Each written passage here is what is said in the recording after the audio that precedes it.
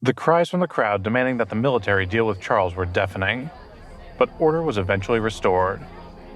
People were unhappy, and they took courage from their belief that the army wouldn't harm them, so they wanted to attack the military camp. But when they saw Charles, they quickly dispersed. Charles was different from the army. He didn't shy away from killing people. If they made him angry, then they couldn't guarantee he wouldn't kill them. Watching the group of people scattering and heading for home, one officer said, "You're a great deterrent. I thought we might be in trouble there, but just the sight of you was enough to send them running." Charles smiled and said, "I didn't do anything." Another young soldier scowled and said, "We've risked our lives to save those people and provide them with a safe place to live, but they've still turned against us." He frowned. "I've had enough of dealing with these idiots. Leaving the city to fight the monsters is a lot easier than trying to keep those people under control." "Don't worry about it," Charles said, shrugging. "They'll soon have no energy left, and then they'll grow more reasonable." A young soldier looked at Charles. "I know why you don't want to join the military, and if you won't take your share of responsibility for this mess, then I don't want to be bound by these restrictions anymore." Overhearing this, those around them also started to wonder about Charles's motivation, but no one said anything. Charles patted the young soldier's shoulder. "Don't worry, the higher-ups are not idiots, so they won't make things difficult for you for too long. Lewis will soon become your role model and idol, and they want you all to learn from him." The army was being restrained for now, but as soon as they believed the situation had gotten out of control, they would act ruthlessly to restore order. The fleeing mob were all complaining as they left. "The military is way too much. Charles must be on their side. Anyway, we can cultivate now, so once we're strong enough, we'll teach them a lesson. Yes, we can call ourselves paranormals now, and the stronger we become, the easier it will be to work together and deal with him. The military are keeping their good cultivation technique a secret, but they should be teaching it to everyone. I think the Summers family were much better. They gave everyone the chance to become cultivators. It's just a pity they're no longer with us." It wasn't long before large numbers of people began to enthusiastically practice the Summers family's cultivation technique. But without the right guidance, many of them did so incorrectly. They overdid it, resulting in a lot of dreadful injuries. One man attempted to draw energy into himself, but halfway through, he forgot what to do next. As a result, the energy ran wild within him, finally making its way into his hands and feet. He gaped in horror at his hands as they began to swell, feeling like the worst case of pins and needles he had ever experienced. When he tried to run to get help, he found his legs were swelling too, and he couldn't take a single step. "That damned Summers family!" he cursed. "They've done this to me!" Unable to take any more, he collapsed to the ground, screaming for help. When his family rushed in, they found him huddled on the floor, rocking back and forth as he cradled his hands. By now, the man was sobbing incomprehensibly, and his family couldn't get anything out of him. But they had previously heard him cursing the Summers family, so they knew who to blame. Such tragedies were occurring everywhere. Without a teacher, people were cultivating randomly, and they were unable to control the results of their experimentation. The energy built within them, and they didn't know how to rein it in, crippling them with pain. In their ignorance, they blamed the Summers family for the many terrible injuries and deaths that they had suffered, and so they gathered again at the military camp, seeking help and demanding explanations from the senior officers. The air rang with their cries. "My boy is dead! We need answers! Why won't you help us?" Although the army wasn't to blame for what had happened, the people had still come to them for answers. After all, the Summers family had been wiped out, so there would be no help there. Besides, the military had a duty to protect people, so the people hoped they would be of assistance. A young soldier eyed them warily, and his grip tightened on his gun. "We had nothing to do with this," he muttered. "So why are they bringing their troubles to us? Why should we take the blame for any of this?" The other soldiers glared at the people, sharing their comrades' anger. "I don't see why we should have to risk our lives for these people," one of them thought. They took up their weapons in readiness for more trouble from the crowd. But just as things were growing heated, a voice called out, "I know the real reason for your injuries and the deaths of your loved ones."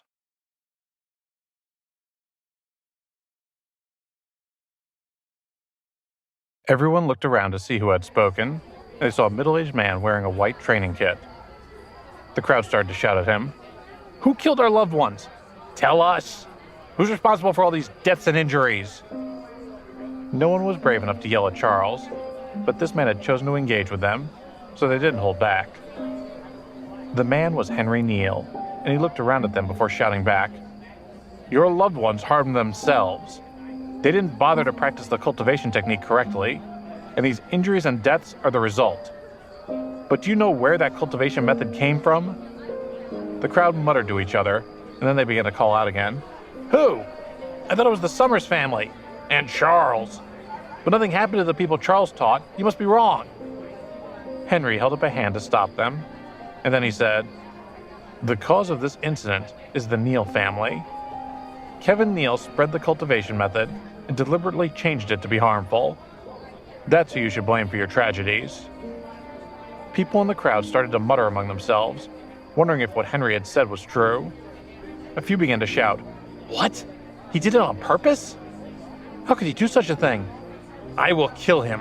I must take revenge for my family." They were so enraged that they didn't even take a minute to wonder whether Henry was telling the truth.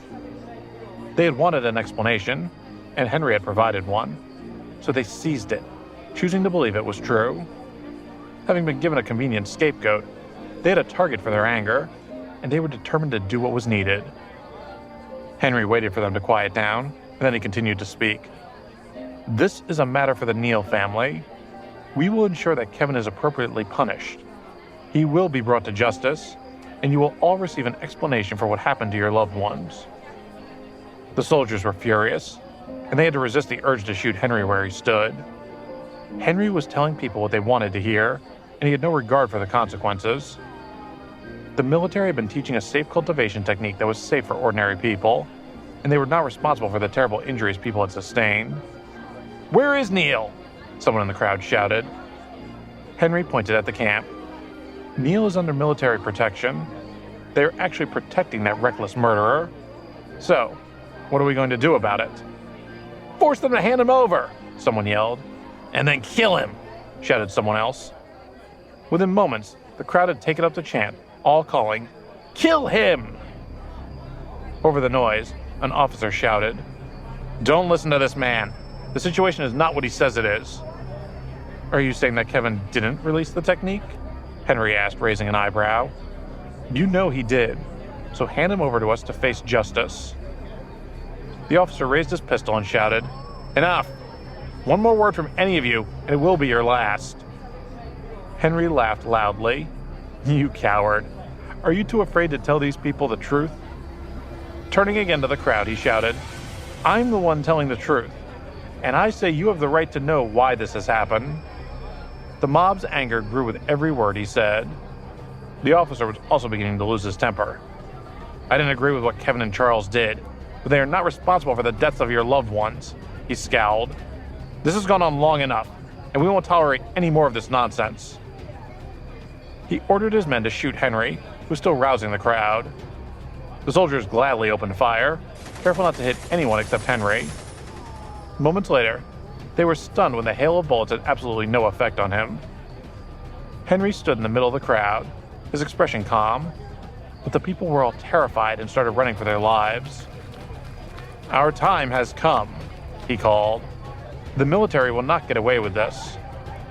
With that, he took off his white training kit to reveal black clothes beneath, and then he disappeared into the night. Everyone in the camp began to panic as news spread that the army had fired on civilians. Rumors spread quickly, and soon everyone in the area knew that Kevin Neal had taught a dangerous cultivation technique that had caused the deaths of countless people. Even worse, it appeared that the military was protecting him. When Charles heard about what had happened, he shook his head helplessly and thought, "People can be so stupid. They have no faith in the military, who desperately tried to save and protect them. They'd rather believe in a rumor with no foundation." In his previous life, he'd been unable to prevent the impending tragedy. But this time, he had already changed a few things, so he was determined to change even more. Things would be different this time around.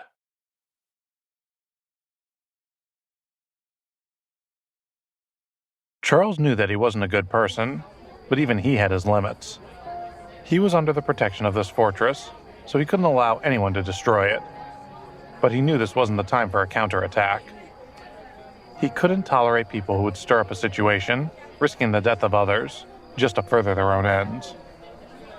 The military started to promote martial arts to the public and publicized a large number of techniques.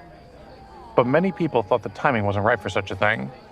Most people believed that the army was only sharing their techniques because other people were doing so, and many felt their actions came far too late.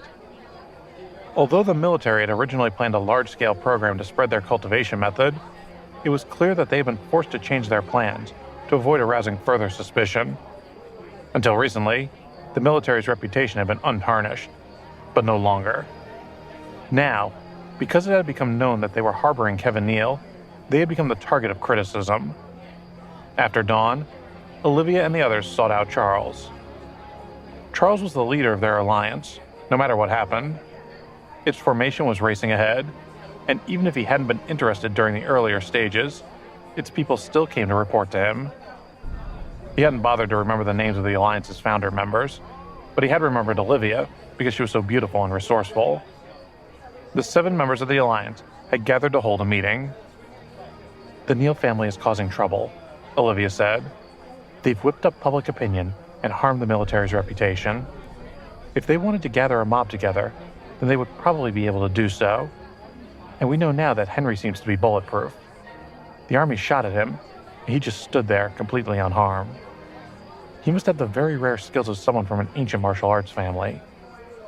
Charles merely said, "Oh." His lack of response irritated Olivia, but she was careful not to show any emotion.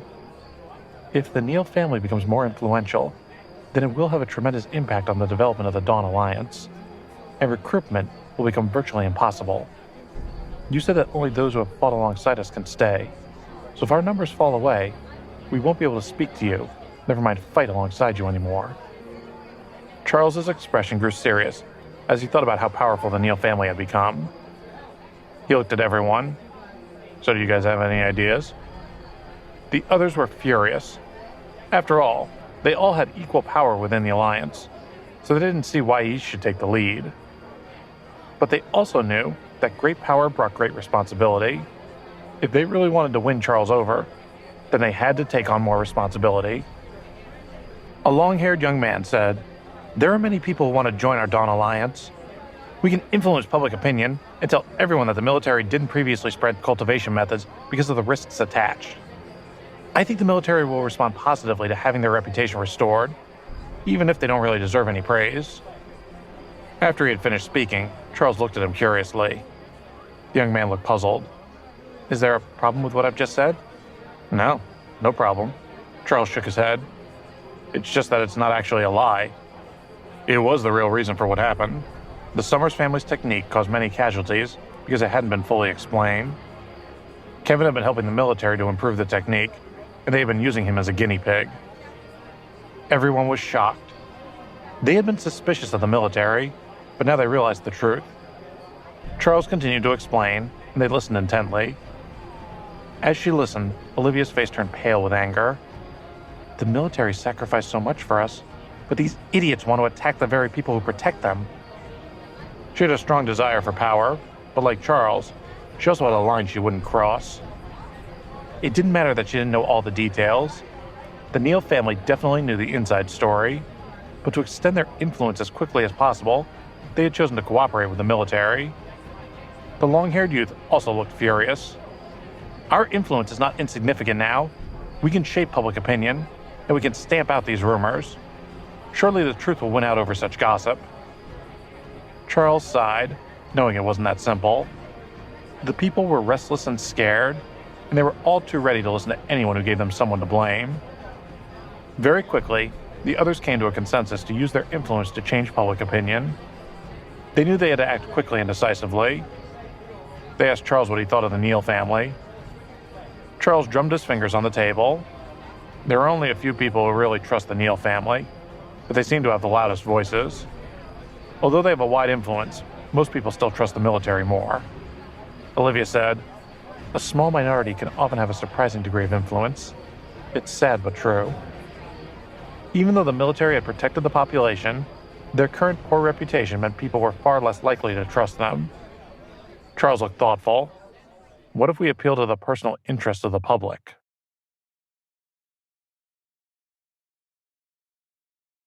Most people felt they had little influence over the authorities, and in fact, Charles felt the same way.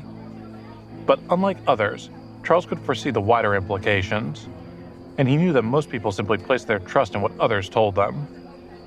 Of course, this matters in everyone's personal interests, Olivia said wisely. The army keeps us all safe. Most people know about the cultivation issue, but as long as it doesn't directly affect them, they won't do anything about it. Although she hadn't lived through 10 years of the apocalypse like Charles had, she still had a keen understanding of human nature. Then we shall just have to force them to act, replied Charles firmly. Everyone looked silently at him, worried about his tone. Previously, the Summers family had wanted to use the power of the masses to deal with Charles, but Charles had seen through their plan and had killed them all. Of course, he'd been smart enough to maneuver them into a position where he could claim self-defense, which is why the army hadn't punished them. A member of the Alliance cleared his throat and asked, "Are you saying you want to use direct force?" Charles smiled. "Do you think that's possible?"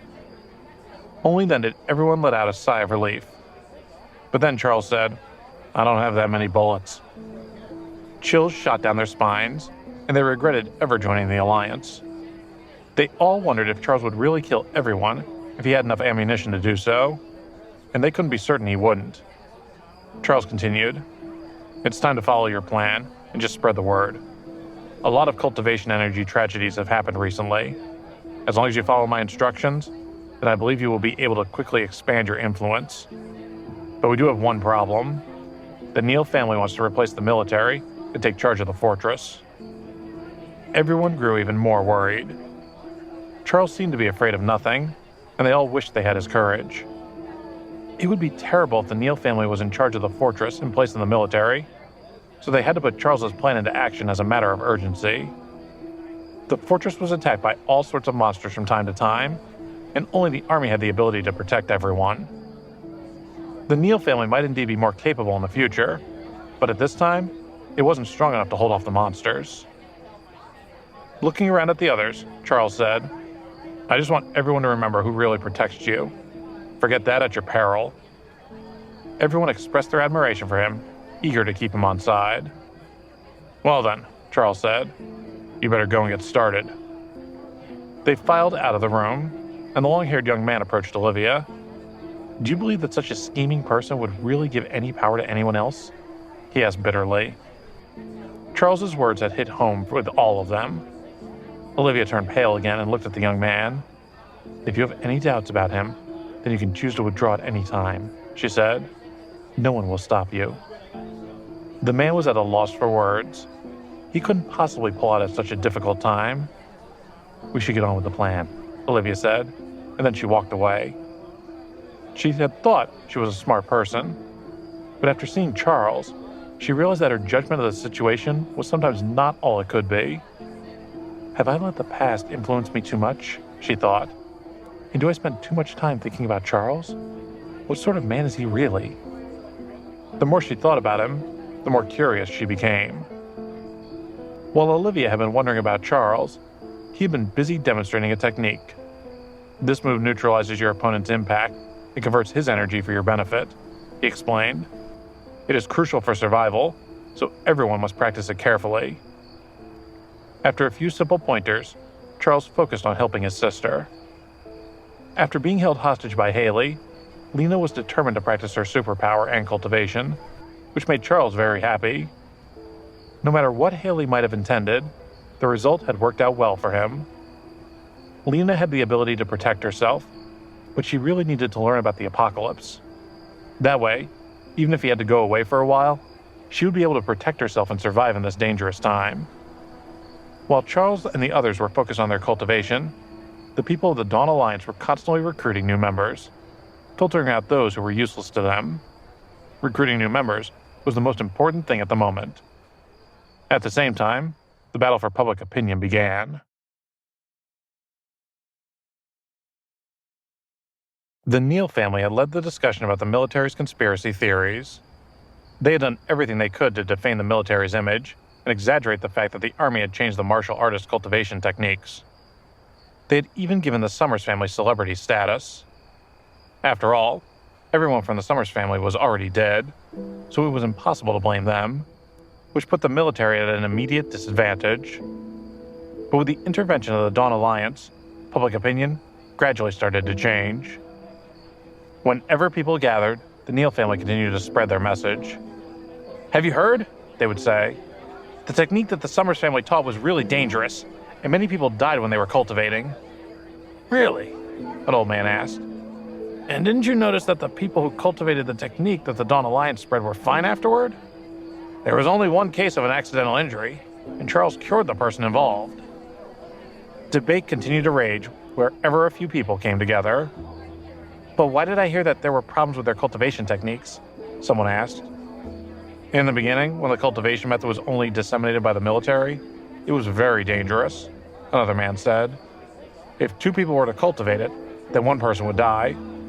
But the military worked on it to make it safer. That's why everyone dared to use it." "I don't believe it," the first person said. "It's not like the military to be kind." Even when the hard facts had been laid out in front of people, they were still unwilling to believe the truth, and violence often broke out. One young man who had questioned the military found himself on the end of a tongue lashing from his father. "Have you forgotten who saved you from the monsters?" his father screamed. "Have you forgotten who brought our family here? And have you forgotten who was keeping the monsters outside the city wall?" "Dad, listen to me," the young man pleaded. "That was the Neal family. The army is—" He broke off when his father glared at him. "I know one thing," his father said. "The soldiers protect us, and I'll fight anyone stupid enough to say otherwise." At that, many of those present felt ashamed of their own thoughts. Most of them had been brought here by the military, who had protected them from the dangers of the city. They remained safe only because the military kept the monsters outside the fortress. But they were still a little wary of the army. The man's father refused to give up. "Why on earth do you think the Summers were good people?" he asked. "At least Charles's cultivation technique won't kill anyone." He even reminded everyone how much they should cultivate and warned them not to overdo it. "The Summers' family's cultivation technique has killed so many people. Why won't you accept the truth of what I'm saying?" Everyone was ashamed, but they weren't ready to face the truth. Afraid of Charles's ruthlessness, they hoped they could use public opinion to destroy him. Their shame made them turn on the old man. "What do you know?" one man demanded. "How do you know what the military is thinking? The Neal family is the true propagator of martial arts techniques. They are the ones who turn all of us into paranormals." They had already been on the Neal family's side, but the more others argued with them, the more determined they became. Their faith in the Neal family was incredibly strong. "I don't know what the military is thinking," the old man said. "But answer me this. Can the Neal family deal with those monsters outside the city?" At that moment, an arrogant voice shouted, attracting everyone's attention. "The Neal family can protect everyone." A young man came forward to stand in front of the old man. "The Neal family's strength is far beyond what an old man like you can imagine," he said. "Even if the military leaves, the Neal family will be able to take on all the monsters at once." The old man shook with anger, but the people around him clapped their hands and cheered. The arrogant young man continued. "The Neal family has a long and distinguished history.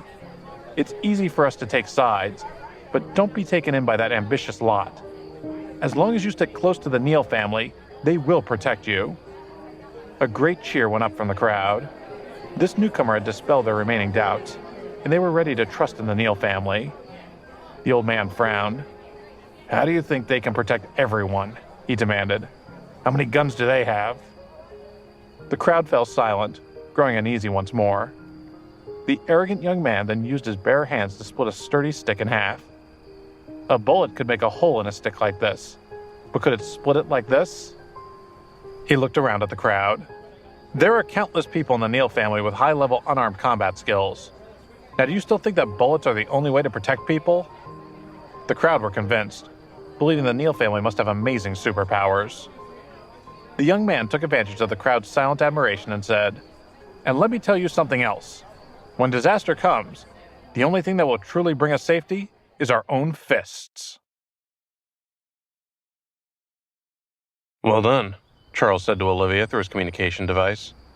"That was much better than I expected, and it's true. These matters should be left to the professionals."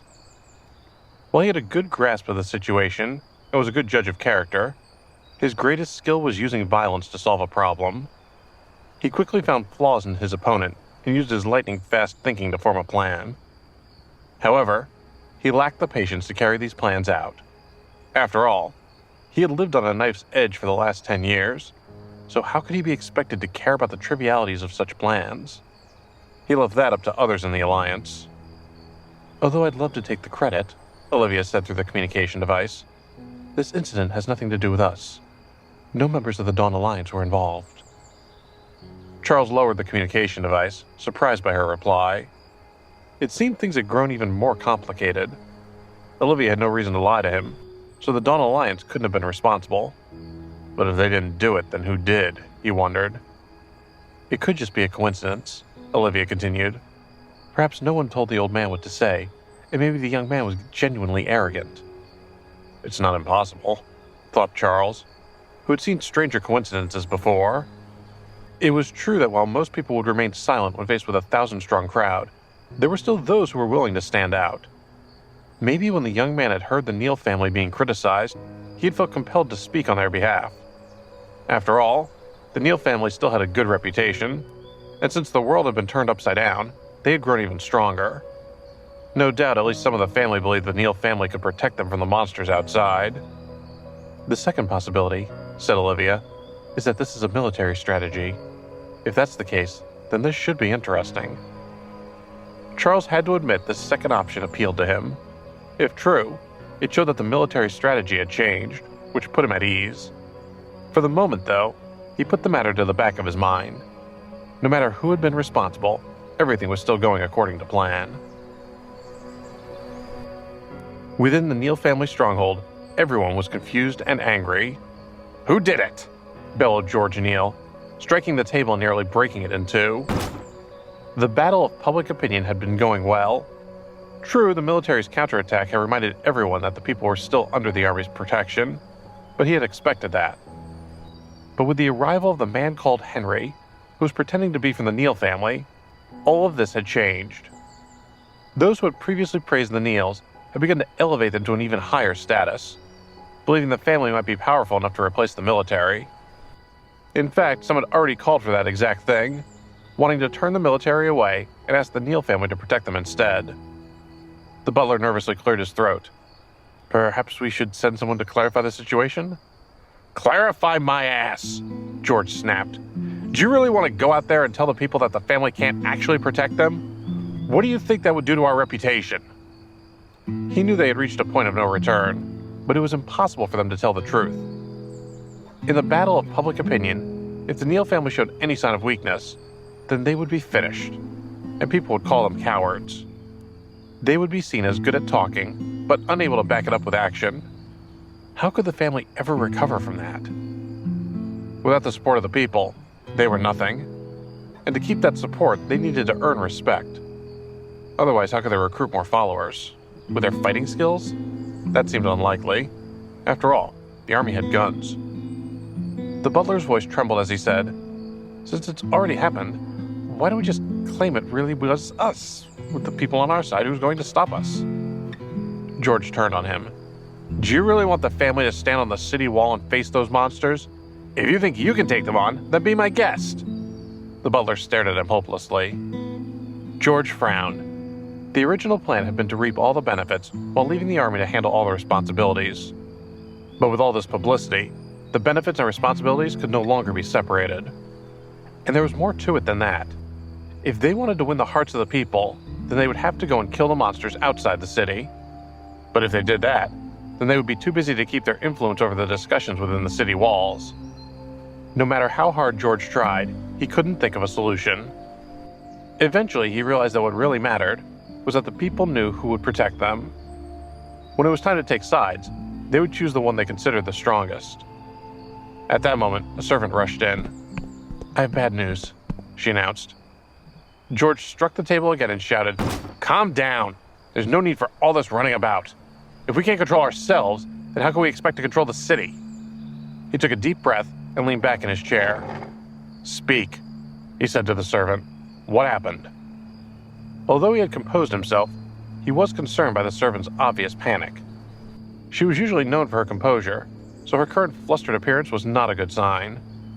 What on earth has happened now? He wondered. Is the military about to hand us control of the city and all the responsibilities that come with it? It's not good, the servant said. The military has just announced that they're short on manpower. As we speak, they're gathering citizens to take on the monsters outside the city. They're handing out weapons to anyone willing to fight. There was a loud crash as George brought his hand down on the armrest of his chair, smashing it to pieces. A core group of the Neal family had gathered for a meeting. At first, they had thought that, to appease public opinion, the only way the military could deal with the situation was to make a display of their great strength. They hadn't expected them to show such weakness. Anger flickered across their faces as they bickered amongst themselves. Why would the army do such a thing? Why? Maybe this is a good thing for them. Good my ass! The military made it clear that they didn't have enough manpower in the fortress, so they were being forced to draft ordinary citizens to help them fight. When those citizens were offered weapons, many were tempted to join. Most importantly, the Army's decision to go public with the news had just happened to coincide with the suggestion from the Neal family imposter that the Neals could replace the Army and protect the fortress.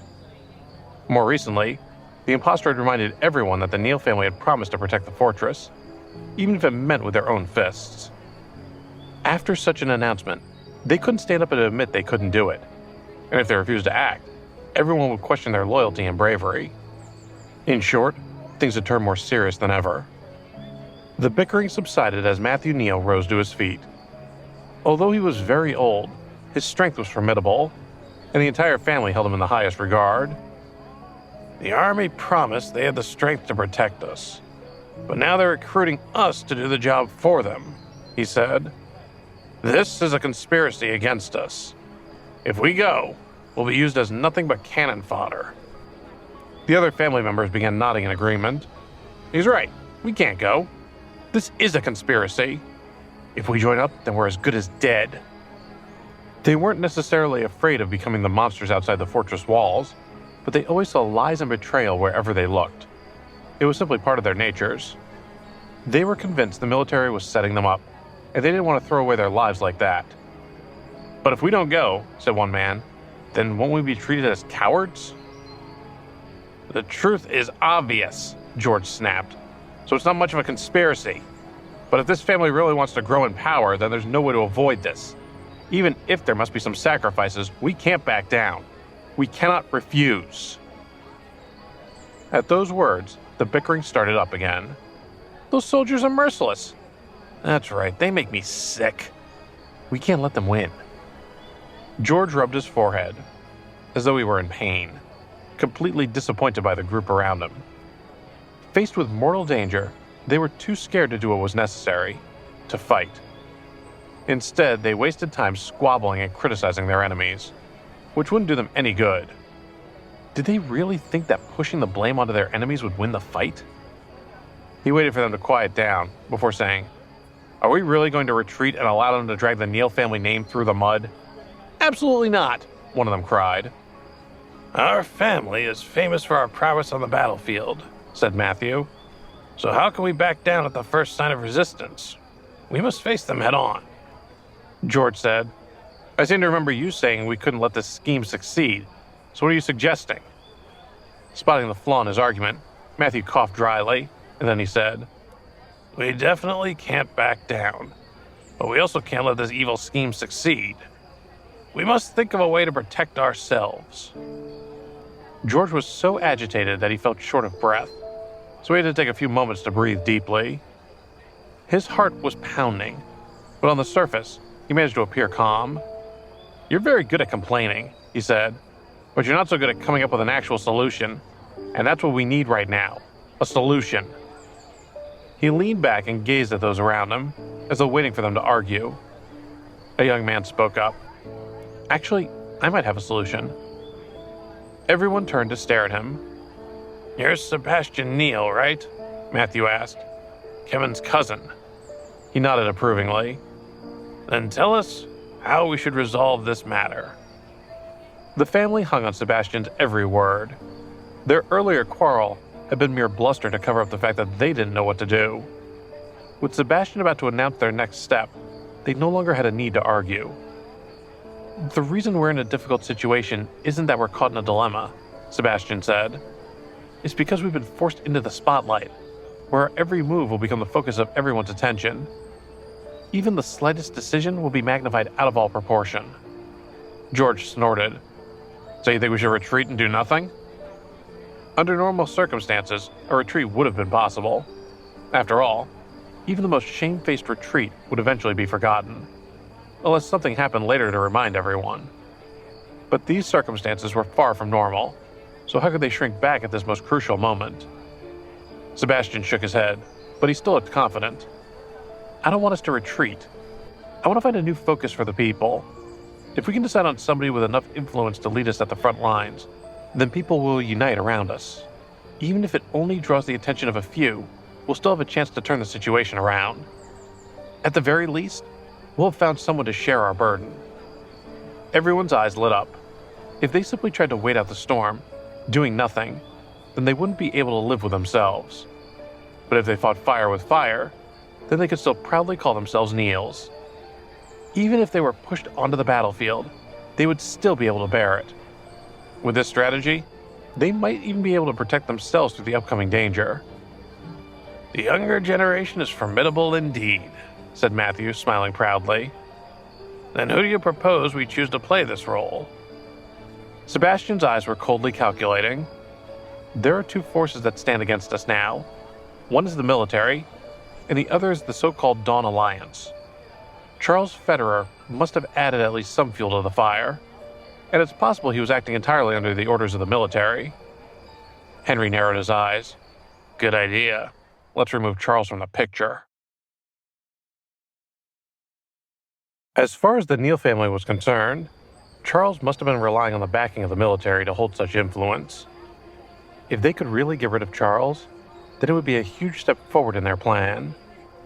That way, they could remove one of the military's key assets while also avoiding direct conflict between the two sides.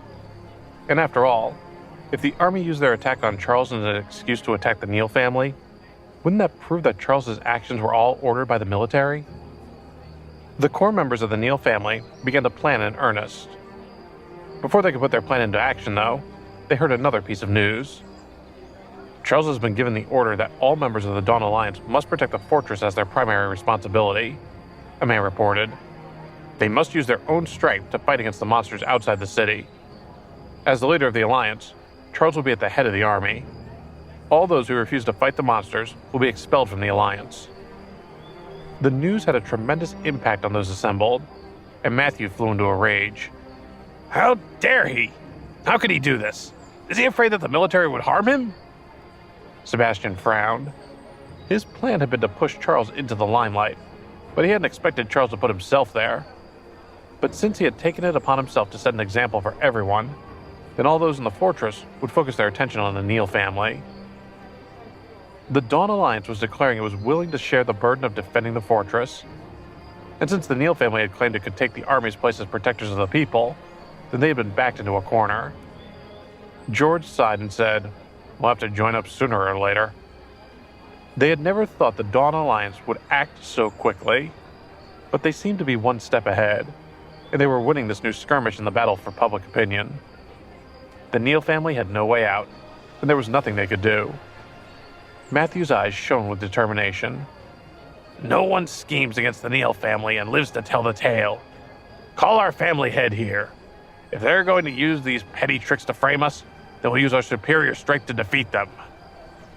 They were an ancient family, and they were famed for their fighting skills, so they were all proud of their history.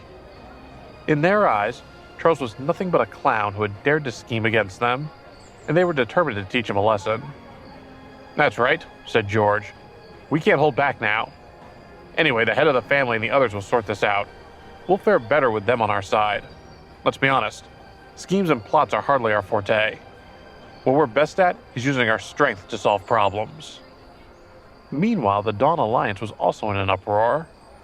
In the eyes of many, Charles was nothing but a figurehead, and it hadn't been until he had fired on the entire Summers family with a submachine gun that they had started to pay him any serious attention. But even so, they had their limits. The military leaders were much more distant, but Charles was right in front of them. and he was trying to give them direct orders.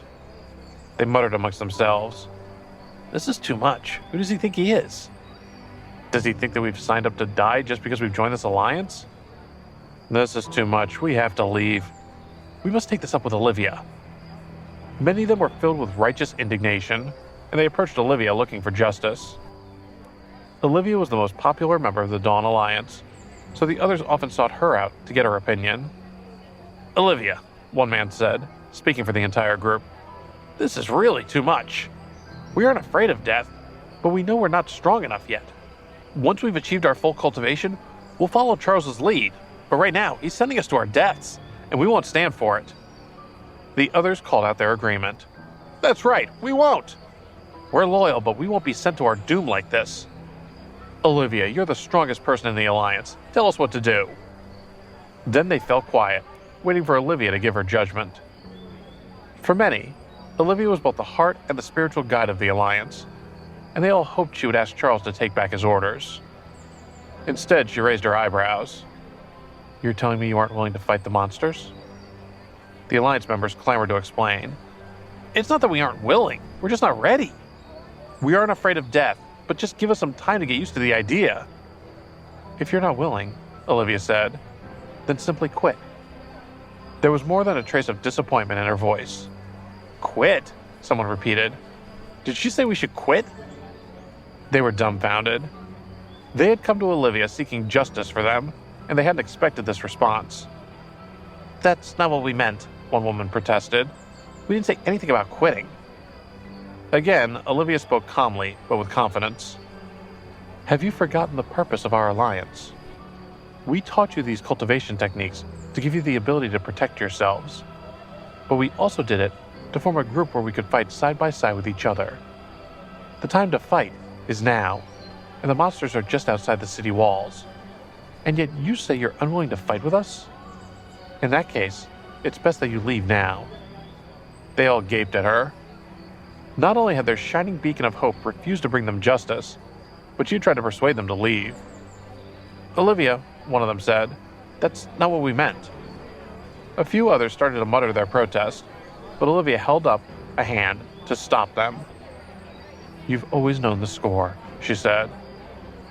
She understood Charles's way of doing things, and she also knew why Charles didn't care how many members joined the Alliance. Some people just didn't work well as part of a group. It wasn't an issue of loyalty or disloyalty. Charles was dealing with the monsters outside the city walls, and he had promised to stand in front of everyone, whatever the cost. If some people were too afraid to join him, then why would he even want them around? Some of the Alliance members were angered by Olivia's resolute attitude. There were cries of, "This is too much!" and "What do you take us for?" Some left on the spot, while others were still torn, unsure what to do. "If there are still people who want to leave," said Olivia, "then you can go now. The Alliance has never owed you anything.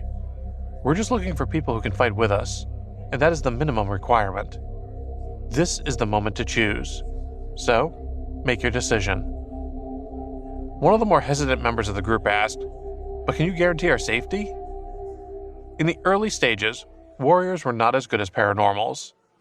After all, they needed to work hard to cultivate themselves, and they needed time to do so safely. If they cultivated too quickly, then their lives would be in danger. "No," Olivia replied. "The monsters outside are very fierce, so even many paranormals working together may struggle against them. Faced with a group of such monsters, even if we're fighting to save our lives, I can't promise we'll defeat them. So no, I can't guarantee your safety." Everyone began to mutter to each other, seriously considering quitting. They had wanted to be part of an organization that would protect them, hoping that if enough of them grouped together, it would guarantee them some level of security. But they didn't want to face that kind of danger. Of course, there were also those who wanted to remain in the fortress, where they could continue to work on growing more powerful. So, despite the risks, they were unwilling to leave. Just as some of the members were about to leave, Olivia called out, "The world outside will become even more dangerous as time passes. If you want to find someone to protect you, then you could do a lot worse than our army. If you think you can avoid all those outside dangers by staying hidden in here, then you must leave now." With that, she turned and walked through to the next room, where she found the other Alliance leaders. They were also a little hesitant about Charles's order. "What I said applies to all of you too," said Olivia, scanning the room. Charles's orders were clear. We don't rely on others to make a living, and the Alliance counts for nothing if we can't defeat the monsters. If all we wanted was to save our own skins, then we could just find a small group to hide away with. Of course, those who didn't want to join the Alliance would be eliminated sooner or later. But at the very least, before they were eliminated, they could enjoy safety for a time. "Actually, we don't have much choice," said a long-haired young man. He spread his hands. "Food is growing more and more scarce, and many people rely on the military for their safety. But even if we rely on the military to support us, then how long can we survive before our supplies run out?" Everyone immediately understood the problem, and they all began to talk at once. Even the paranormals with medicinal powers still need to eat and drink. "The food we brought with us is almost gone. Someone tried to steal my food. Luckily, I caught them at it. Otherwise, I would have had to rely on the military's compressed biscuits to survive." Sharing their stories, they soon recognized the gravity of the situation. After moving from their previous location, they had faced a similar shortage. After all, they had only been able to carry so much with them. At the moment, even though everyone still had sufficient food, sooner or later, it would dwindle to nothing. The long-haired young man said, "In the past, there was famine in our land. I believe everyone knows what happened during that time, so I won't go into detail. But if you don't want to starve, then the best place to be is at the top of the food chain." A man in a leather jacket said, "My father's generation has also experienced famine. Back then, they resorted to eating grass. If our supplies run out here, is it possible we'll face the same fate?" Everyone looked at each other, and it slowly dawned on them that this was very possible indeed. "The world outside is very dangerous," Charles said, "but it also holds many opportunities." The crowd turned, only just realizing he had arrived. No one had seen him appear, and they didn't know how much he had heard. "There are still many resources in the abandoned cities occupied by monsters," Charles said. "The currency system out there has basically collapsed, and the future will be an era where food and water are used as hard currency. If you don't have the strength to protect what's yours, then it will be taken from you." Then in a joking tone he added, "Of course you can also place your trust in the moral character of others. Sometimes it pays off. You might end up gifted with 2 mouthfuls when you didn't have a bite to eat. Or when you find some food, you won't necessarily have it snatched from you at a moment's notice." They all knew he wasn't serious. Even if the food shortage hadn't yet caused anybody to starve, some had already begun assaulting others to obtain better quality food. When the situation eventually worsened, it was clear that the outcome could be tragic. None of them were naive enough to place their hopes of survival on the goodwill of others. Charles clapped his hands twice, and Tommy, Hugh, and the others carried boxes into the room. They set them down and opened them to reveal what was inside. The crowd murmured, "Canned food? Canned meat? And canned fruit? And are those cookies? Wow! There's so much!" When they saw the food, their eyes lit up with joy and relief. But there was greed there, too. If it hadn't been for Charles's presence, a fight might well have broken out. One of the paranormals pleaded, "I can't remember the last time I ate cookies. Can I buy some of that food from you?" They all knew Charles wasn't the sort of person to give them anything for free. If they wanted any of that food, then they knew there would be a price to pay. Charles tossed a crystal core into the air and caught it again. "Of course, I'll accept some of these cores as payment."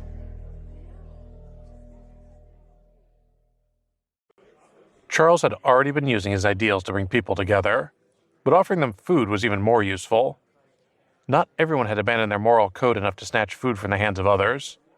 Besides, if they got caught stealing food, they risked punishment by the military. Of course, if they were starving to the point of going crazy, then that would be a different matter.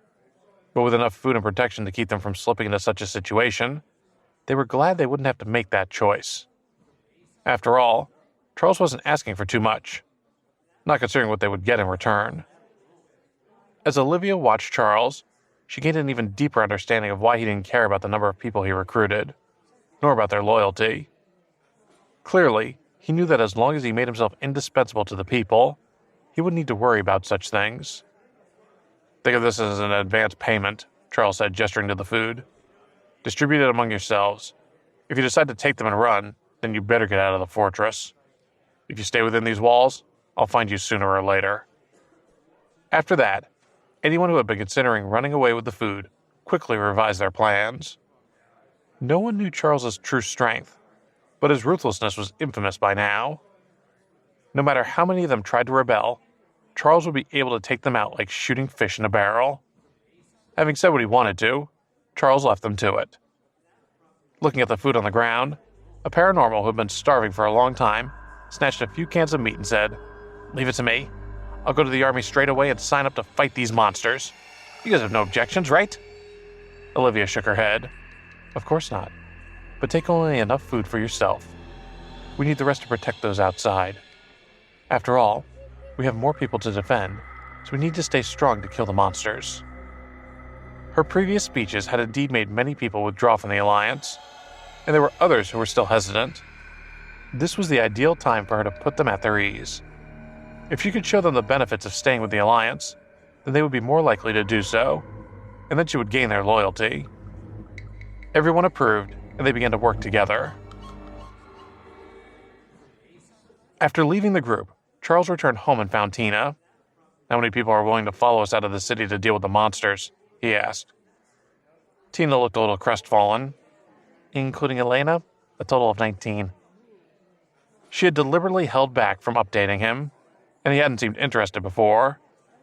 Initially, she had planned to surprise him with the final number of people she had recruited, but after the earlier incident, she realized the exact number wasn't important. What did matter was how many people were willing to fight.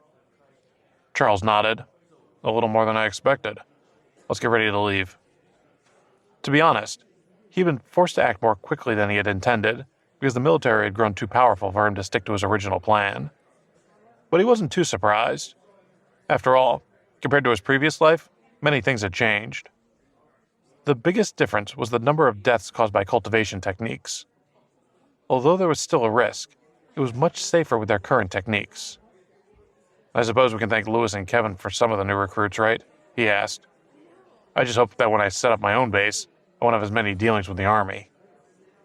Although he was worried about that, he couldn't let his concerns get the better of him. There was an irreconcilable conflict between the military and the civilian forces, and there was nothing he could do about it. Not when he needed the army to look favorably on him. When the group set out from the city, Charles noticed that the number of soldiers patrolling outside had decreased significantly. Since the military had summoned more people to defend the fortress, they hadn't left many soldiers patrolling outside. Interestingly, the Neal family had taken a position atop one of the city walls. Lavished with growing cheers and flattery, they had ended up in a position where they had been unable to refuse. They were only covering one wall, and they were already bickering with each other. Their reputation had suffered a lot, and they hadn't achieved the results they had been hoping for. Charles didn't pay much attention to them, but if they took any action that violated humanity's moral code, then he would kill them with no hesitation. Once they were outside the city walls, one of the group said, "I heard we're going to look for supplies, but we only have one off-road vehicle. Do we have to walk to the nearby towns?" At that moment, 2 large trucks pulled up in front of them, and Hank, Hugh, and Tommy got out. Staring at the trucks, one of the group asked, "Why do they have such enormous trucks?" Another exclaimed, "Those are no ordinary vehicles." Charles remained expressionless as he said, "If you want to get in, then get in. If you don't, then go back. Enough of these questions." At his display of irritation, they all piled into the trucks.